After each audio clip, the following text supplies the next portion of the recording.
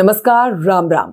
हिंदू धर्म शास्त्र में दान के महत्व के बारे में बताया गया है। दान देने की परंपरा प्राचीन समय से चली आ रही है। दोस्तों, दान देने का सामान्य अर्थ होता है किसी को अपने हिस्से के कुछ अंश का स्वामी बना देना।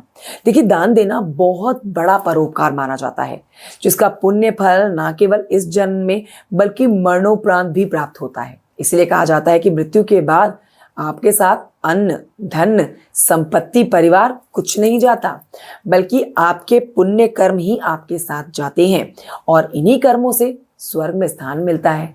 लेकिन दान का पुण्य फल तभी प्राप्त होता है जब इसे निस्वार्थ भाव और सही तरीके से किया जाता हो। जाने अनजाने में ऐसा कोई दान ना करें दोस्तों, जो पुण्य फल की बजाय आपकी परेशानियों का कारण बन जाए। इसलिए शास्त्रों में दान देने के महत्व के साथ ही दान से जुड़े हुए नियमों के बारे में भी बताया गया है। देखिए, दान कई प्रकार के होते हैं। अन्नदान होता है, विद्या दान होता है, अभय दान होता है और कई प्रकार के दान होते हैं। देखिए, इनमें अन्नदान को महादान बताया गया है। मान्यता है कि अन्न का दान करने से ग्रह दोष दूर हो जाते हैं और मां अन्नपूर्णा का आशीर्वाद मिलता है। इसलिए अन्न के रूप में लोग गेहूं, दाल और चावल जैसी चीजों का दान करते हैं। लेकिन चावल का दान करते समय ना, इससे जुड़े कुछ नियमों के बारे में आपको जरूर पता होना चाहिए, क्योंकि गलत दिनों में किए गए चावल का दान मुसीबत का कारण बन सकता है आपके लिए। इसीलिए ये जान लीजिए कि किन दिनों में चावल का दान करने से आपको बचना है। ये बहुत ही महत्वपूर्ण जानकारी है दोस्तों, वीडियो को अंत तक देखिएगा। आपको सावधान करना हमारा मकसद है, डराना नहीं। किन दिनों में भूलकर भी आपको चावल का दान नहीं करना है, जानिए। देखिए, शास्त्रों के अनुसार एकादशी तिथि पर भूलकर भी चावल का दान आपको नहीं करना चाहिए। ऐसा करने से श्री हरि नाराज हो जाते हैं और इससे अशुभ फल देखने को मिलते हैं। साथ ही एकादशी के दिन चावल खाना और पकाना भी वर्जित माना जाता है।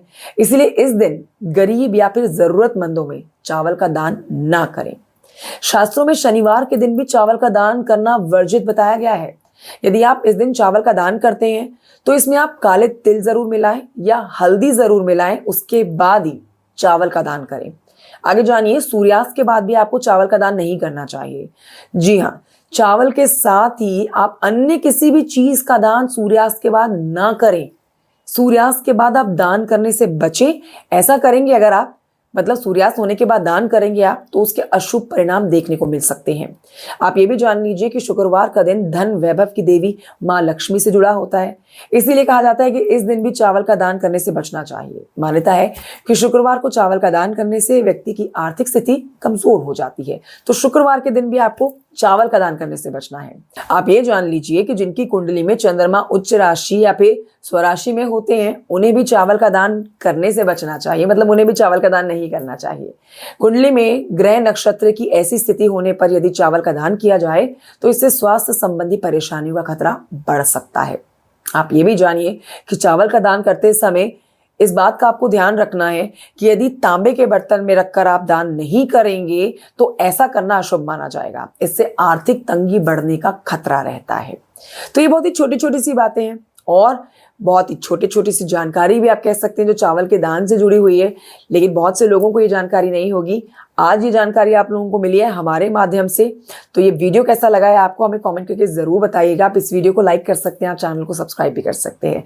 दोस्तों, हमारा बिल्कुल मकसद नहीं होता आपको डराना। हमारा मकसद सिर्फ आप तक वो जानकारी पहुंचाना होता है जो आपके लिए जरूरी है। यदि आप इन जानकारियों को अपनाते हैं तो आपका फायदा होता है, यदि नहीं अपनाते हैं तो वो आपकी मर्जी है। फिलहाल कमेंट करके बताइए जानकारी कैसी लगी आपको।